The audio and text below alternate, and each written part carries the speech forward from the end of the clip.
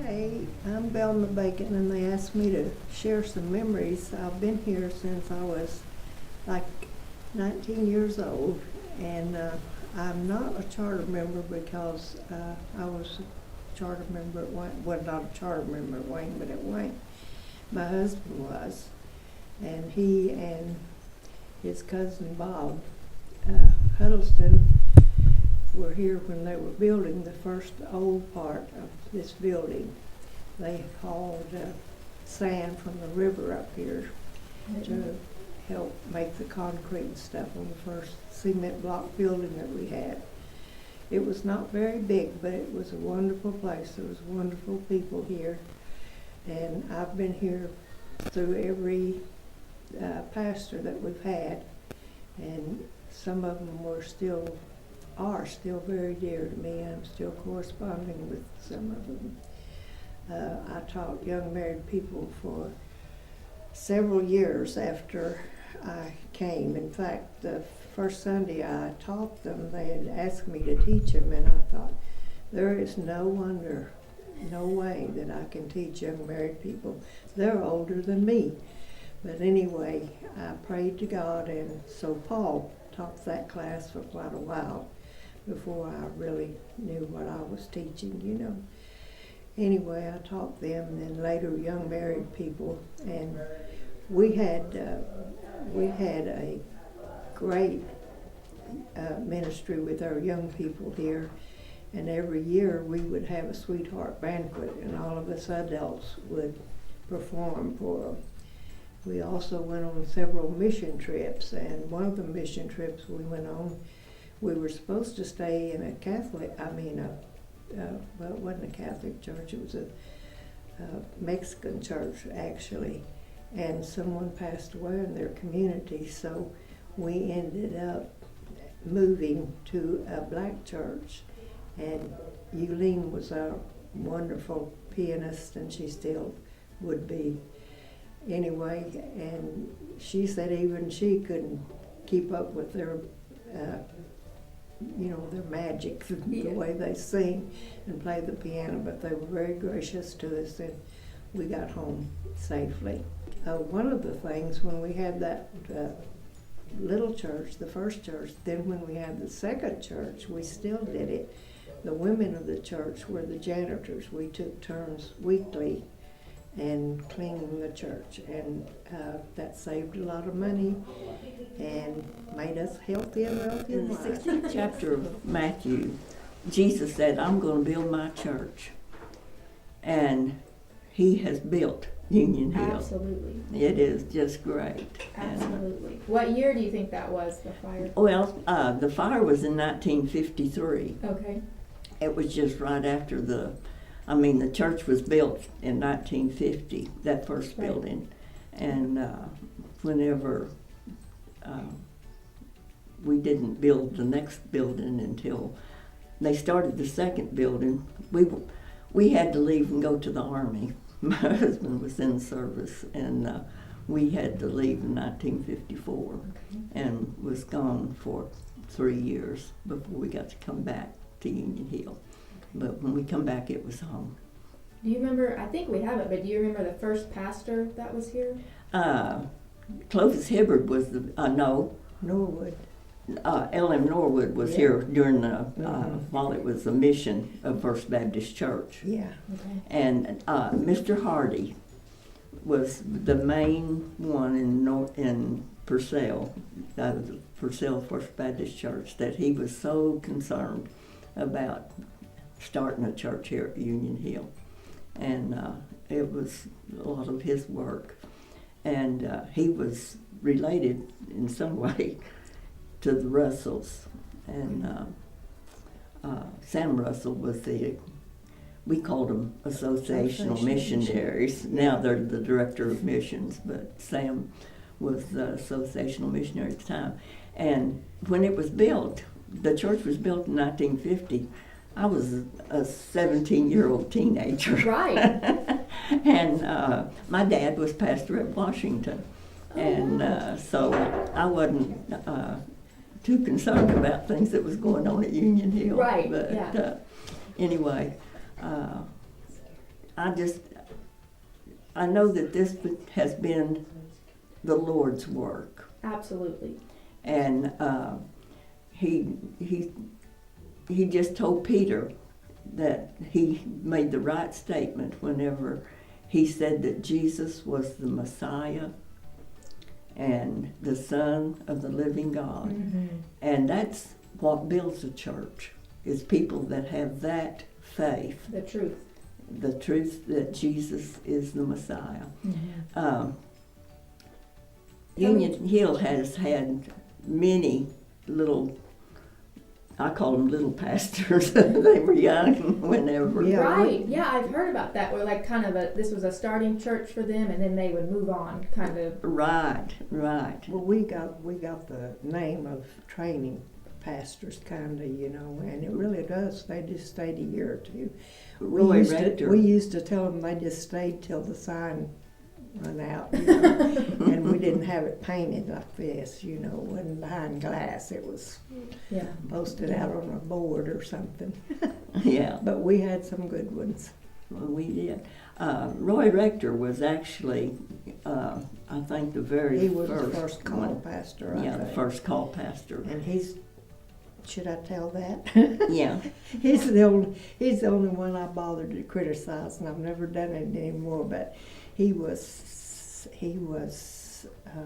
Do you remember Lee?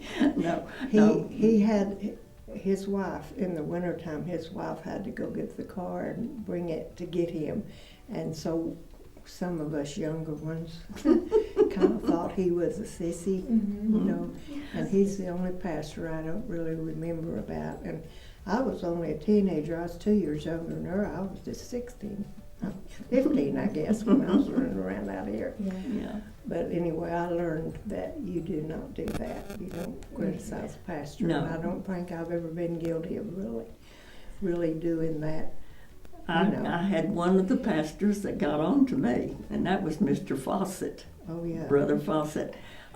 He, because of me being a preacher's daughter, I should have known better than something I said. But anyway, He's the one that said everything in the church should be done decently and in order. Mhm. And he didn't want any disturbances. And I guess you've told him all about the sweetheart banquets that you and Mildred did. Yeah. That's whenever I think of sweetheart banquets, I think of Mildred Christian and Velma Lou Bacon, because they would write the scripts for the programs that we had and everything. And the one in particular that I'll never forget is one that Buster Warden and I don't know whether it was BH. There was 3 of the men, and I can remember Buster because Buster was so quiet and gentle and everything. And they had them lip sing to one of the Andrews sisters' deals. Yeah, I forgot about that. And they dressed up like, I think it's Carl Oswalt. I can't remember who it was, but It was Carl Oswalt and Buster and maybe Glenn Christian. I can't remember the third one. I think it was. Yeah. I don't know. But anyhow, that was entertainment at one of the sweetheart banquets that we had. That was Yeah, wonderful. and we had everybody, you know, we had somebody in charge of decorations, somebody in charge of program, and I'll give a remembrance to Florine, we called her Maynard. She was very good on that. She was artistic and everything, you know. As a matter of fact, she's the one made build my wedding cake. That's what I was getting ready to say. The Lord provides the spiritual gifts for everybody in the church and to make the church. And Fuzz was our cake baker. Yes, She was a wonderful She was cake baker. wonderful. And whenever I think about the first church, I think about not having any running water. And Outhouse. Or any Right, yeah, the outhouses. outhouse.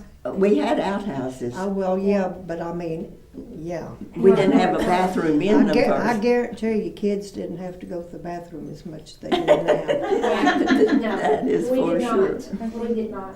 I think you're right. And we were really grateful whenever Peggy Moore's dad, Leon, White. Bill, Oh, Bill White. Bill Bill White, White. yeah. He taken, and he was the one that built on the 2 bathrooms that we had between the 2 buildings. And we were so glad to have all of that, and the kitchen, and have that all built on.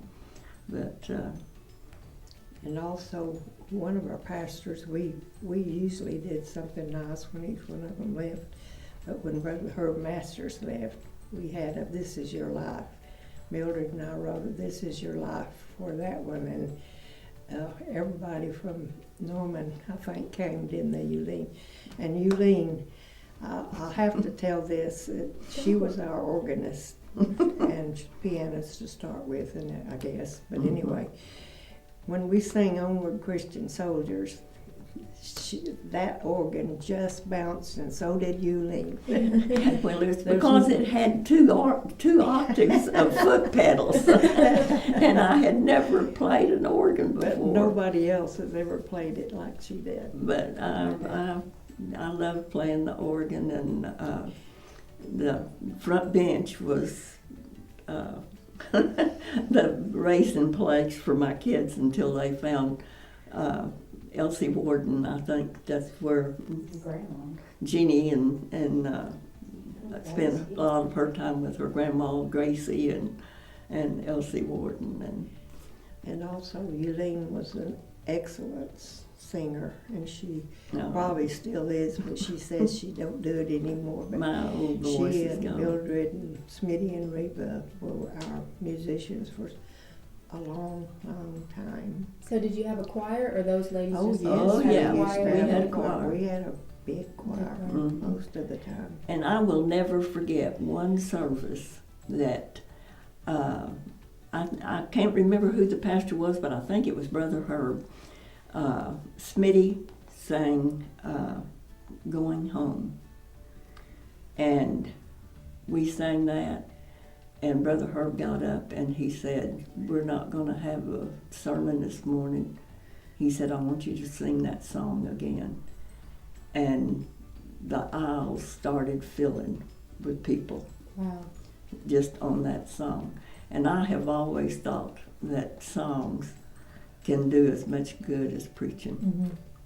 I've thought that many times. That was why I loved those old hymns, and they had so much of the Holy Spirit when they were written, that the Holy Spirit could convict through those songs. Absolutely. And it was wonderful. Absolutely. It was wonderful.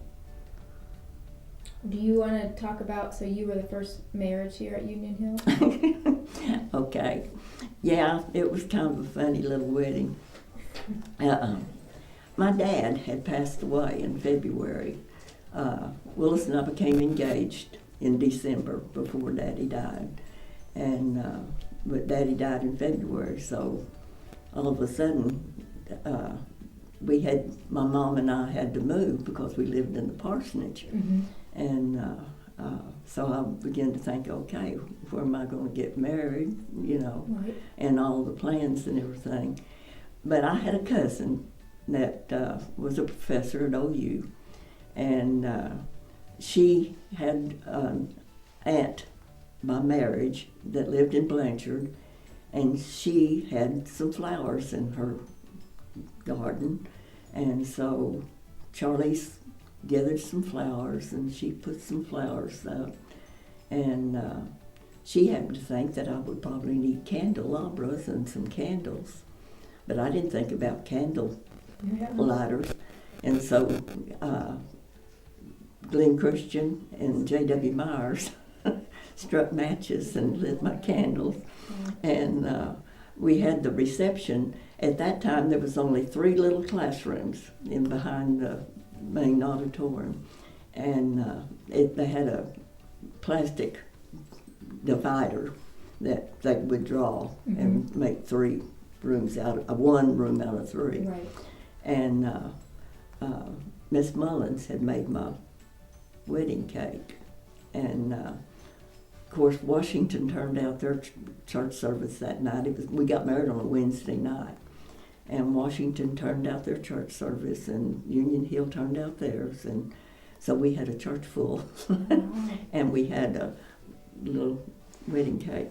But Elsie and Lois went to Purcell and woke up the baker, because we had a bakery at that time, and got enough of the sweet stuffs for the congregation, and it was a fun wedding. Clovis Hibbard married us, and Mildred sang, and it was great. And what year was this? 1952. 1952 was the first marriage here. Yeah, Okay. May 14th, 1952. Willis and I joined the church May the 11th. I can remember the day we joined Union Hill Church, Wow. because we joined the church on Sunday before we got married on Wednesday night. Wow. And it's just been wonderful. I love Union Hill. I love because it's made up of the people, Mm-hmm. and the people are the church. Right. I mean, we still have generation after generation. that Oh, comes. I have 5 generations. My mother came, I came, my children came, and their children came, and now my great-grandchildren are here. So Right. we've got 5 generations in the church. Yeah, I haven't even counted how many. Yeah, we you got, have. but, Yeah. Yeah, Yeah, my mother and daddy weren't members here, they were at Wayne, but but BH Bill's and, mother and daddy in fact, I were had charter members here. And the very first Sunday after Willis and I married, Gladys Bacon invited us home with them on Sunday for lunch. And that's something that used to be a whole lot of Oh, things. yeah, we used to do that every Sunday, we Yeah. nearly every, pastors. We went somewhere for Yeah, lunch yeah. with somebody in their home, and now we find the best restaurant that we can Yeah. find. 1950, there was a group of men that were going to church over at Woody Chapel. There was a church over there, and they kind of required them to dress, a little more than just their overalls. Well, this group of men that are in this community, Mm-hmm. they wanted a place to come to where they could wear their overalls, and it was more centrally located for them. Right. Because there was, like my granddad lived right across the pasture, but there were other men that lived a little further away, but it was still getting up here. So they asked Granddad if he would ask Mr. Joe Crawford, who lived across the road at the time, he owned this land that connected to my granddad's, if he would give them an acre of land to build a church so that they could come to church up here. Mm-hmm. And so Mr. Crawford told Granddad that he would give them an acre of land. But when this church was gone in 6 months, he wanted his land back. Oh no. Oh yeah. He didn't think the church would make it. And Mr. Crawford was not a Christian man. Mm. He was an Indian. And so, anyway, so they shook hands on it. Well, then they had to come up with money to get the church. So these 5 men, I think it was 5 men, my granddad, Ed Maynard, Kurt Huddleston, Bill Bacon's daddy, and I cannot think of his name right offhand. My mind's just gone Yeah. on that. Can't think of it either. Okay. J.E. Mullins was another one. Who was that other one? There was another one. Was it Buster? Yeah, Mr. Warden. Yeah. Okay.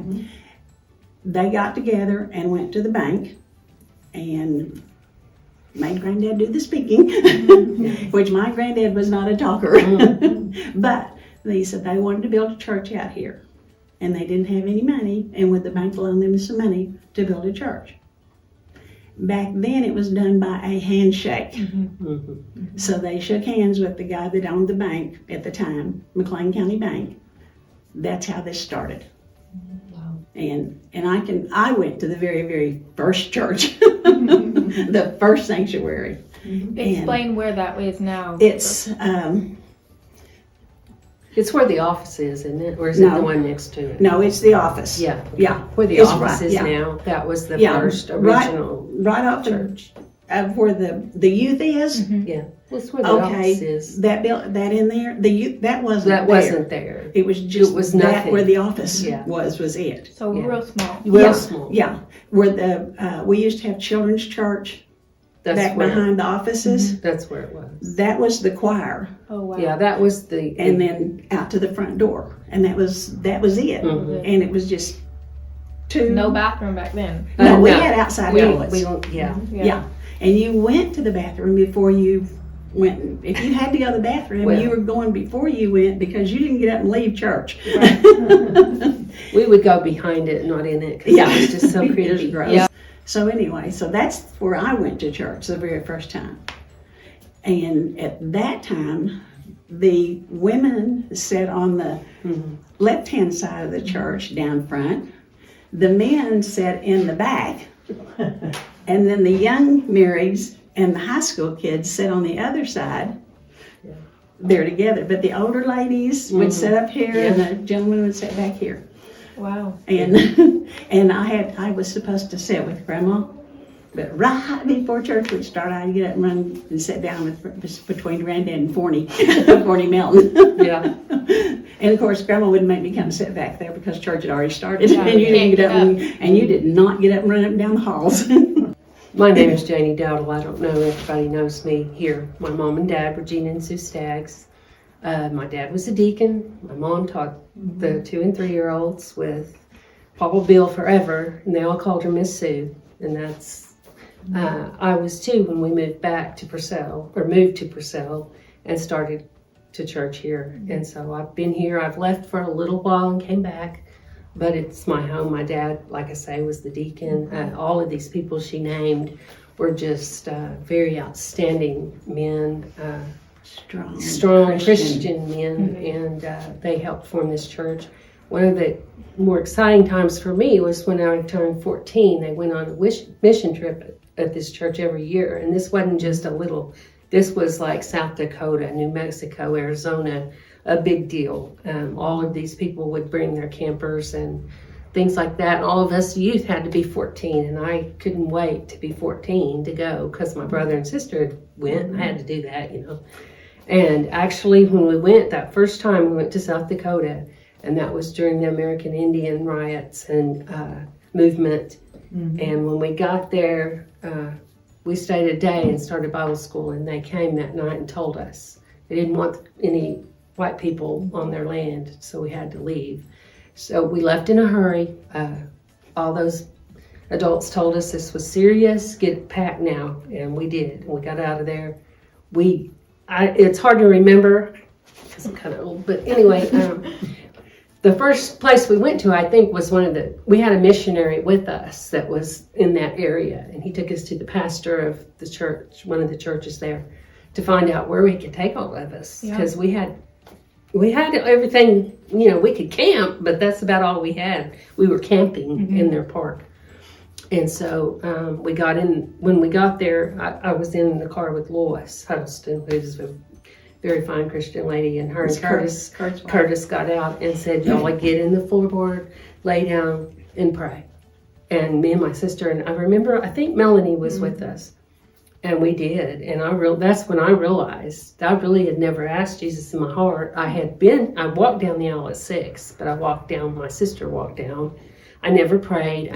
Even though I grew up here and I knew everything, you know, the Bible and all that, but it was the personal part. And so that next night we ended up in a church, and I can't tell you where it was, somewhere in South Dakota, because we went all over the place staying. We did find a church that would take us, and we laid down and slept in their floor that night. But the next day evening, we went to their Bible study. And I just said, Elsie, and that was Elsie Warden, who was Buster's wife.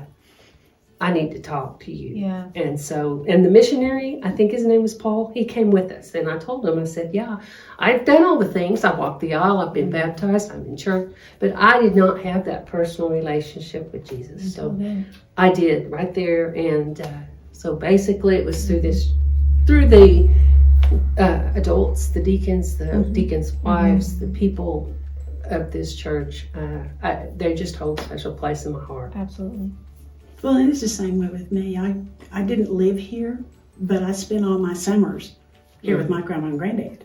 Yeah. And this has just always been Mhm. my church. The church got the name Union Hill was when they all came together to decide what they wanted to name it. Well, Grandma says, "Well, we're just being united. We're becoming a union up here on this hill," and that's how I got the name There it Union is. Hill. Yeah. So anyway, that's my story. I'm done. This was the original Fairview School, right here. And this is where my mother-in-law and them went to school. The teacher of the one-room schoolhouse was Elsie Warden before she was married. She asked Grandpa if she could marry Buster Warden, and Buster's not really his real name, but I don't know what it is. Do y'all know? What'd you say that Yeah. for? I knew it. Buster Warden, yeah. And I don't know for sure, was she a Gosh? Goss. Gosh, yeah, she was a Goss. Goss. Goss. G-O-S-S. Yeah, she was a Goss. And she was a Gosh. And she and Lois were sisters. Yeah. And then that made them all kin to the Huddlestons, Mm-hmm. best I remember. Yep. Most people, when I got here, a lot of this is hearsay because I didn't get into the church until 1970. I moved here from Arkansas in 1969 and got into church in 69, 70, and got married here in February of 1970. But my wife and her parents were the charter members of this church. They were the founders. And this is my mother-in-law in Fairview Schoolhouse. And this was my wife in the Fairview Schoolhouse. And Tell me where that would have been located. Fairview Schoolhouse, all this church was why it's called Union, is 3 schoolhouses. Fairview is the one we were part of, which was 2 miles south, 1 mile east at the junction, near the junction of 24 and 180th Street now. Norma, she went to the Goyne Schoolhouse, her and her family, Yeah. and it's Funny. down here on Center Road, where we call Horse Alley now. And that's where she was raised, is where Windward Stud and stuff is. And the schoolhouse was on top of the hill right there. There was also a schoolhouse over at Woody Chapel. And We these had 3 communities, Other people that would pick us up, the kids, And bring you here. and bring us to church. these And Mom- all 3 Mom- schoolhouses look similar to this one. I don't know if this is just exactly the same or just similar. But this is the one at Fairview. My son has the sign, which is this little piece right here. He has a sign that says Fairview School hanging in his living room of his house. Wow. This chair is from the Fairview Schoolhouse in the newer versions. The original benches, pews, or chairs, or whatever you want to call it, was nothing more than a 1x12, about 6 foot long, and then had about a 2 foot leg on each end. And they sat on that, and that was their chairs for the class. It was a 1-room schoolhouse. It was kindergarten through 12th grade. My mother-in-law and her husband and my grandpa and his wife were charter members here. Like I said, I got here in 1970, and everybody in the whole church, I guess, called Grandpa Uncle. And everybody that knew Lucy, they called her Aunt Lucy. And when I first got in the family, she'd try and introduce me to everybody. And, oh, that's Aunt Lucy and this Uncle Home. Aunt Lucy, Uncle Home. And a lot of the people in the church were called aunts or uncles or something, even though they really weren't. I could never figure it out. But that's what I did. I married into the family in 1970, like I said. We moved to, we moved right after I moved here. We were here until 72, I was assistant manager for Anthony's on Main Street, Purcell. Got a management job in Fort Worth, Texas. And we lived in Fort Worth, Texas for about 4 years. My kids were born down there and come back. And kind of like the prodigal son, we didn't spend a lot of time in church here because we was down there. Then we'd come back and forth every weekend. And then around 1998 or so, Roy Lucas was here. And he was holding a night class in church, and it was servants. And we still have the books at home about learning how to be a servant and all that. And at that time, around 2000 or so, a lot of people thought we lived down here all the time, but we never did until 2000. We would drive from Oklahoma City down here for services and drive back home at night. And on Wednesday nights, we drive down here for services and drive back home.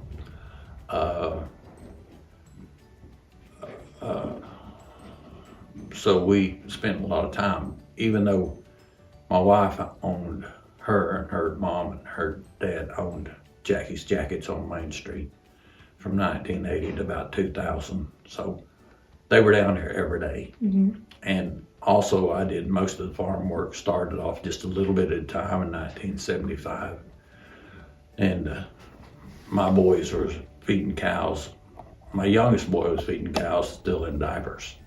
Wow. And every time they got out of school, Grandpa come and got them, and Grandpa Jack brought them down here to the farm, and they stayed on the farms on the weekends. And in the summertime, they were never at home. They always stayed down here on the farm. And but around 2000 or so, we kind of got back into church real serious. And then this is a picture of the deacons, and I become a deacon around 2001. Can you hold it up a little bit? And along with about, I think there's around 12 or so deacons at that time. And so I think most of these people have either died or moved off, except for a couple of us. And we were the deacon for until me and her got married.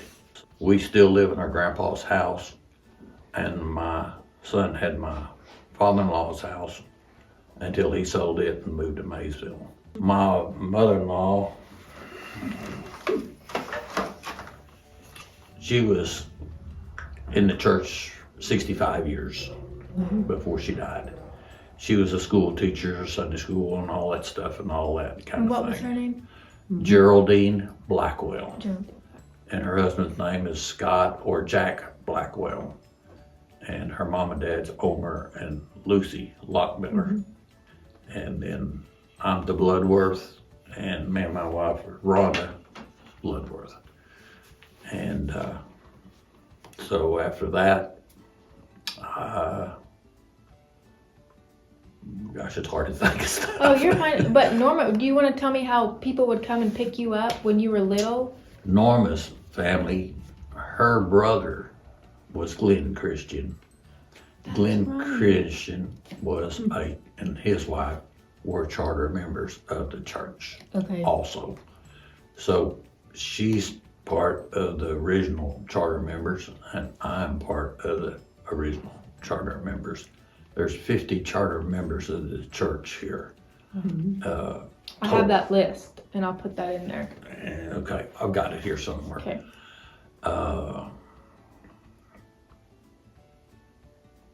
Her family then started with Glenn and Mildred, Mildred. and they grew up. They were from the Goins community, which is about 2 miles back east of this location. Fairview is about 3 miles straight south of this location if you fly. Okay. And Woody Chapel was about 3 miles west. And that's what brought all three of these churches together. They were congregating and meeting in the schoolhouses. And then they all got together, and on top of this hill, and the Maynard family gave this land to the church. And that's how come they call it Union Hill. And her family, at one time or other, were all in this church, members of the church. And my bunch, they were pretty Dan much in there. Mildred and all of them. Yeah. They'd been about 8 or 9 years old Yeah. Yeah. whenever she started coming to church here. Okay. Her family, she's got 7 brothers and sisters, My mom. all in the Christian family. There's 3 of them that are still here in the church. Her brother is Sonny Jones, or James Christian. And her sister is Janice. Right. Delta Moffat is one of her cousins. Oh, I didn't know And the Thorntons are one of her cousins. that. Okay.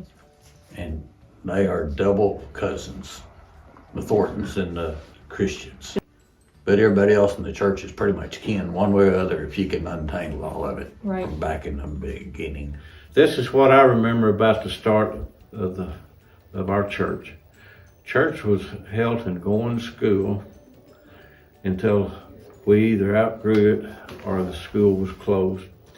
But Mr. Maynard gave the church the land where the church is at now. And I remember all of the men in the community. It's a farming community, and they used their tractors and their anything that would haul dirt. And they run up and down this road out here, hauling that red dirt up for the foundation of the church out here, and to get it started.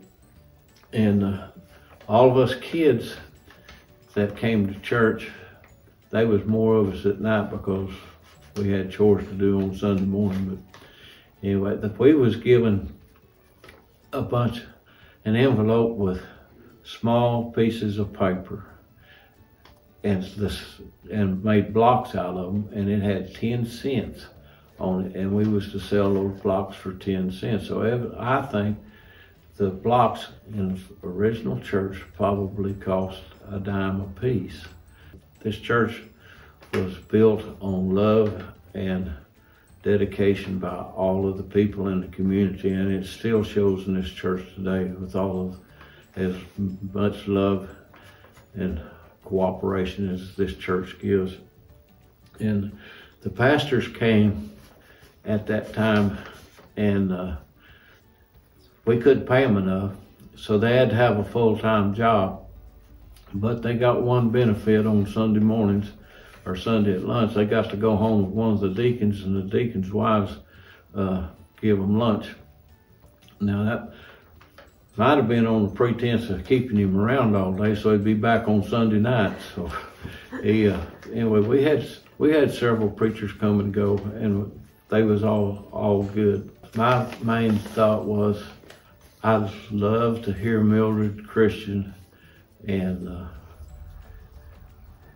Eulene Webster sing together. That was a highlight of Sunday night to me. But those 2 ladies was dedicated to the Lord, and they sang well. We went through Vacation Bible School. I remember the deacons, they all came and helped do the arts and crafts. And Curtis Huddleston, I can remember him. He came out, and we made birdhouses one year, and so this church has always been great, and that's what I remember about it. When they got ready to build the parsonage over there, Granddad gave them the land to build the parsonage, gave them an acre of land to build the parsonage on. My mama was Maureen Bickerstaff, but she was Ed and Eunice Maynard's oldest daughter. They had 3 kids. Mama Maureen, Orly Henson, and A.J. Maynard. When Brother Barry came several years ago and asked Mama if we would give to buy some land to put the bus barn on, Mama told him that she wouldn't sell him any land, but she would give him an acre or two to put the bus barn on. So Mama contributed to the land and things for this church too. And so I just want to be sure that people knew that my mama was a big part of this church too. Being as her daddy and her mother were one of the main ones that started the church here on Union Hill. Where Granddad gave him the land, and he helped them build that parsonage too. So he helped build this church, and he helped build that parsonage. So I am Jana Meyer Silman, and the first place I went after I left the hospital was Union Hill.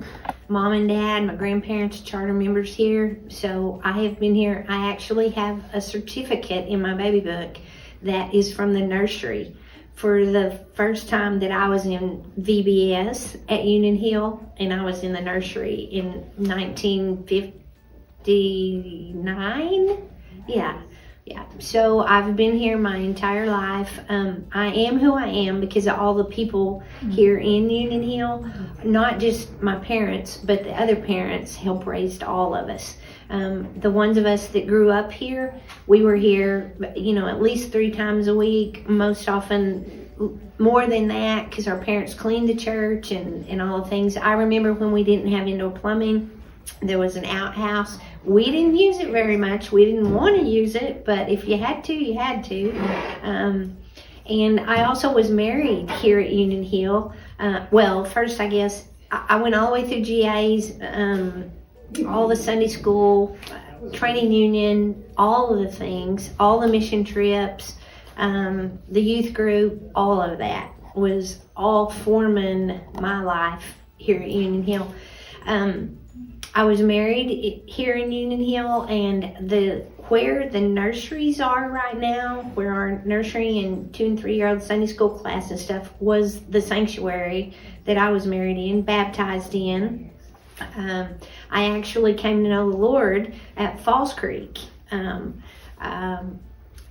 a part of Union Hill. So just been a lot of things, a lot of my life has been formed through Union Hill. One of my neatest stories about Daddy is at one time the church needed a copier, and in that time it was pretty expensive, but he bought the copier for the church, and nobody in our family knew he did that till years later. Somebody mentioned Daddy just bought the copier. It just was there. But he did stuff like that all the time that we didn't even know he did. Wow. And so that was awesome. And when Daddy was, I don't know, he wasn't that old, and it was kind of before men were teaching Sunday school.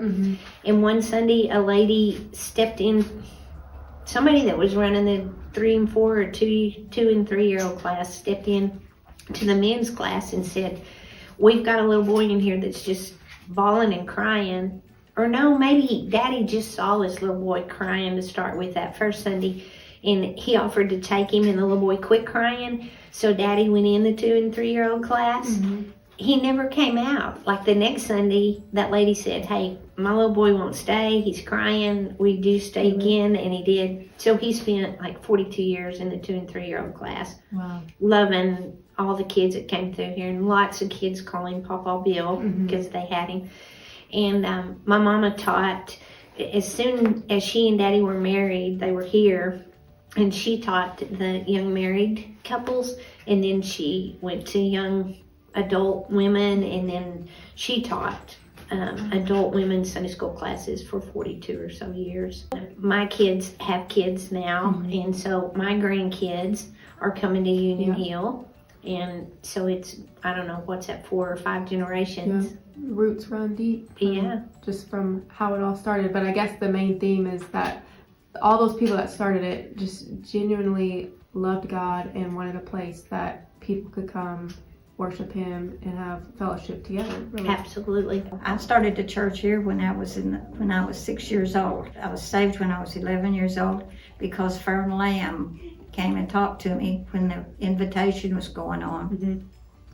And anyway, and then whenever it was time to be baptized, I had the mumps, so I couldn't do that because back there then, you were baptized in a pond So whenever I was 12, I was baptized on August the 28th, 1955.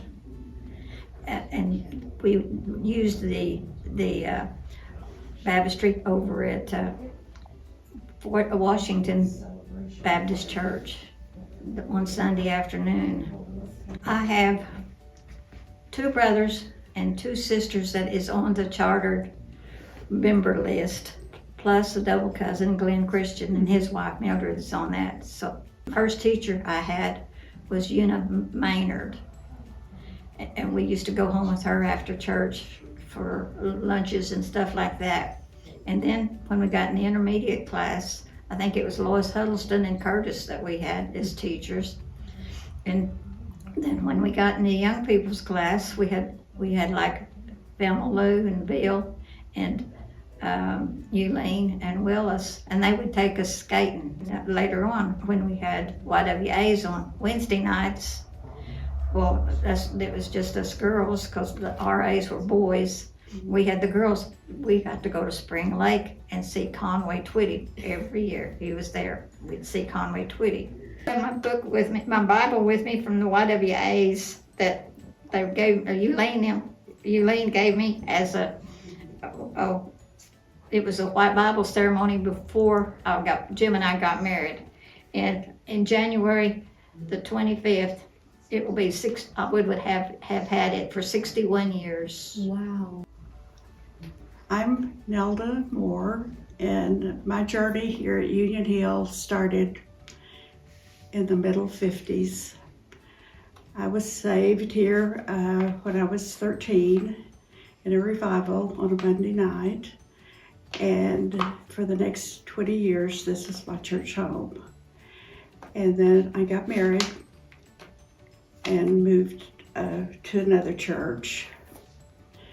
And throughout the next many years, my life changed, and it took me 2 more churches that I was members of until the early 2000s. I came back to Union Hill, and I've been here ever since. And gratitude for all the things I have are enough. And Union Hill Baptist Church is enough for me. And I'm grateful that I have this home to come to. I feel comfortable here, and I'm sure I'll be here till I can't come anymore. But I've watched it grow. I've seen people come and go. My mother and daddy were members here. They're both gone. My sisters, all of my family, or most of my family, have been members of this church. I'm just grateful for it, and it's enough for me. I've been going here since 1970, and we had a pastor from, I think it was 71 through 75, somewhere in there, Eddie James. Eddie was different, but he was funny. He was a good guy. My dad, being the sports enthusiast that he is, or was, what people don't realize is we actually had a church basketball team. Didn't know that. A men's basketball team. Kendall Howard, brother Eddie James, dad. Dad was the player coach. Imagine that. I think Bobby Huddleston, Donald Jackson, Rick Lesser, some of the older guys, Willis Webster was on it, and I can't remember everybody else, but it was a Monday night league, I think it was, but Dad got all the churches around, and a few of the churches from Washington, First Baptist Church in Purcell, some of the Wayne churches in Lexington, and we all, the rule was they had to be a member or attend your church on a regular basis. Some of the churches had some OU players on there, and I know they didn't attend their church. But anyway, I remember that, and very few people even think about that. I had no We idea had they one. ever Yeah. had a basketball league. Exactly. Yeah. Dad was a player coach, and here I am, 10 years old. I'd go out there, and I was in charge of running the scoreboard, the electronic scoreboard. It was at the multipurpose center every Monday and or Tuesday night. And Dad was in charge of the whole tournament. He said who would play who, and they had a playoff and all that. And we weren't very good, but it was something memorable that, you know, if I didn't share it, I don't think anybody would ever think about it. One time, Brother Barry mentioned in church that the church needed a new visitation car because of some insurance changes. So we didn't think much about it. A couple of months later, this friend of mine insisted I go with her to sign a ticket to win the new car. Well, we got there and I said, now I don't need to sign a piece of paper if God wants to give me a new car. But there was a salesman went by and he looked at me kind of strange. I didn't think much about it. 2 or 3 months later, I got a call from Priscilla Chevrolet, and they said, you were one of the 6 finalists to win the car. So we were all excited. We went down to Bricktown and got up there, and there was a ball game fixing to start after the drawing. So there were 6 families in the lobby, and they said, now you all have to agree to sign a contract to say that you will give us a free commercial if you win the car. Okay. Then we all went down behind the home plate, and everybody was going around, all 6 families was saying, shaking hands and saying things like, good luck, good luck. And when they came to me, I said, I don't believe in luck, I believe in God. And they said that was okay. The announcer said there's 6 keys on top of the car, and one of the keys will start the car. Well, my key started the car. So I drove it home and immediately called Brother Barry. And I said, Brother Barry, I've won a new car. He said, well, I never knew anybody that ever won a new car. And I said, and I'm giving it to the church. And he said, does your husband know about this? I said, yes. Before we left the house, we decided that if I won the car, we would give it to the church because of the need. And I know that's the only reason God gave me that car, was to fulfill the church's need. And we've been so blessed ever since. God gave us almost immediately in the next couple of years 2 brand new cars or vehicles that we did not do anything to work for. I mean, he just gave them to us from different sources. It was strange, but it was God. And we've praised his name ever since. I want to tell you a story about a couple of people who were the hands, feet, and heart of Jesus. These special people were Christians who attended Union Hill. This story plays out in a young boy's life and made its full circle. My husband, Bill Kennedy, was one of 8 children born in a very poor family. Attending Union Hill was a man named Buster Warden with his wife, Elsie. They would come by and pick up Bill and his brothers and sisters and bring them to church. Now, Bill and his brothers and sisters didn't dress well, they probably didn't smell well, but this man and woman showed them the love of Christ. Every single member of the Kennedy family speak well of Union Hill to this very day. Later, another Christian couple by the name of Bill and Velma Lou Bacon, both from Union Hill. Bill Bacon gave my Bill a job at age 14. You could do that then. Bill and Velma Lou helped my Bill, who most people at this time called Little Bill, because Bill Bacon was Big Bill. They helped him buy his first car. They helped him open up a checking account and a savings account. And my Bill loved and respected them both throughout his lifetime. Now, fast forward about 50 years. My Bill had by this time developed congestive heart failure, which resulted in numerous hospital stays. One day, a chaplain/pastor came by to visit Bill in the hospital. And Bill began to long to go back to church. Once again, the chaplain just happened to be the pastor of Union Hill. We started coming to Union Hill sometime after that.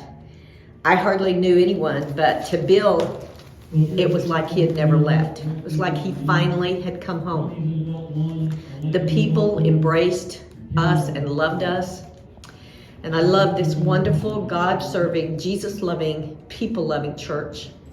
Now, Buster and Elsie Warden are already in heaven. Bill Bacon and my Bill are there just as well. Each one reaping the rewards that God has laid up for them. Union Hill began by loving Jesus, loving people, loving the community, and loving each other. And that hasn't changed in 75 years. So, happy 75th anniversary to Union Hill from the Kennedys. We moved to Purcell in 1960, and my husband's aunt, Virginia Adams, invited us to Union Hill. And I had been Methodist and he was homeless, and so we had joined a Baptist church to raise the children. And were active in Union Hill from that point on. Later, Gene became a deacon. We were active in the young people's class. Buster Warden was one of our teachers at one time. Velma Lou was for a long time. We raised all the children. They all accepted Christ at Union Hill. I taught the little ones. And, With Papa Bill? Yeah. How many years do you remember? Several? Several. And I know that you always made your famous yellow punch. Yeah. Everybody loves that. And they still ask for it today. I still make your yellow punch. Yeah. Yeah. Brooke still makes it. Yes. I went on, I was very active in the Women's Mission Union. Mm-hmm. WMU. WMU, yeah. What else do I have to say? Well, that's pretty good.